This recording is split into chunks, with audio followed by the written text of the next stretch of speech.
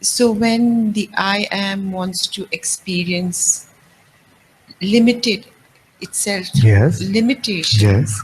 and it wants to experience existence through senses, Yes. then it it then that's where you need to perform the actions, Uh-huh. because as the limited body Yes. I need to feed and Yes. clothe it, Yes. so I will then need to do certain things to make that happen, Yes. right? And then the sensory enjoyments, Yes. the I think, and this is the difficult one for Nah, me, that's it. I think even the suffering Yes. is what that one wants to experience, Very to good. know what it feels like. Very good. Very good. Yes, this is difficult for many, but it's completely true. Okay? It's completely true that even this suffering is being experienced because it is our will to experience it. This I am wants a taste of this suffering because it wants the taste of all contrasts.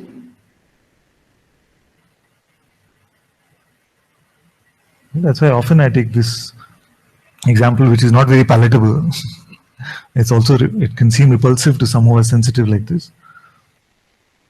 You see, in this realm of appearances, all contrasts are available.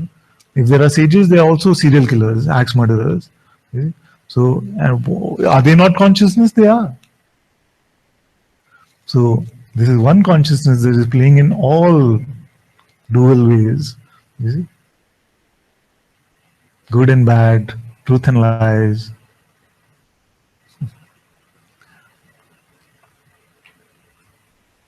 And we do not actually know what makes good good. You see, just that in this play on this realm, it seems like there's a internal compass of some sort which guides us towards that which is good. Even a child knows that lying is wrong somehow, even if they've not learnt it from their parents. You see? It's the programming of this realm. But for consciousness, which is the impersonal experiencer, they're all the sugar and spice of this experience actually. So you're absolutely right that consciousness experiencing itself, wanting to play in a limited form, as if it is the body-mind complex, you see, then conjures up this idea of being a person, and then gives it these two Ds, the D of desire and the D of doership. You see? These are the main two Ds. What's in it for me? What's in it for me? What's in it for me? Every situation we go into, what's in it for me? You see? And not only what's in it for me first, and if possible, me only. And we've also had in the Sangha that it's most irritating if somebody in the Sangha seems to be getting it, but I am not getting it. If nobody was getting it, it's fine by me. Huh? So not only is it what's in it for me, but me first and me only, if possible. Huh? It's true. That's how it operates, the mind. Is so the Maha Mantra of the mind is what's in it for me, which means desire. You see, desire. Then when this one seems to abate in some way, then okay, now what should I do? What should I do? What should I do? What should I do?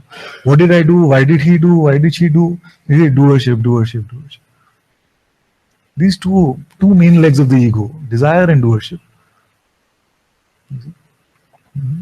Just like that. That is why, although these things which you are discovering are so obvious, you see, but there's a lot of investment which has gone into our doership. Also, there can be investment in others' doership.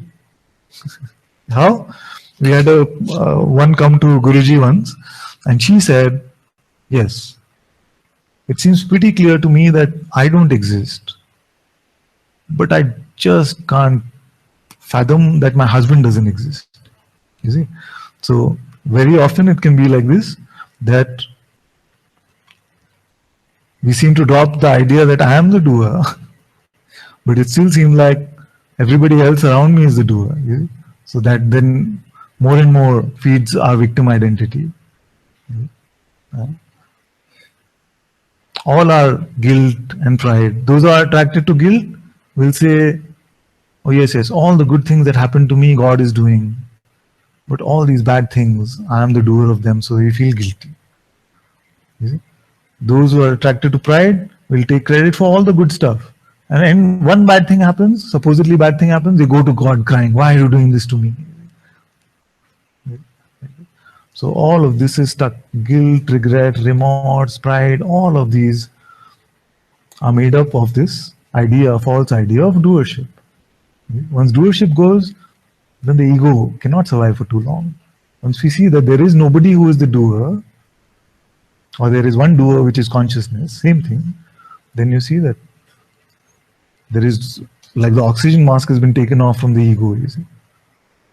The nutrition of doership has been deprived. It's very good. I'm very happy that you're looking like this. Just to put it simply, the video game is enjoyed when you're able to relate to the character. You see? So you put on the video game James Bond, you got 10 missions, but if the voice doesn't come and say, Mr. Bond, your mission is, you cannot relate to the character. Same way, this mind, this voice is saying, this is what you have to do. This is, you're the doer. And with that, we get attached to this idea of being Mr. Bond. You see? We want to do this. Now, as doership is dropping, and we see that this play, this game is moving on its own, you'll find a great sense of ease will come, because it seems like this big burden of doership which has been carried. Then you just find hand moving on its own. Mind comes post facto and says, oh, you moved this hand. Even if it comes before, actually it has no way to move the hand. A thought cannot fire a neuron. How do you move your hand? It can just only come as a thought. So with this, then this becomes a very enjoyable play that we are watching. A beautiful play without all of this pride, guilt, remorse, regret.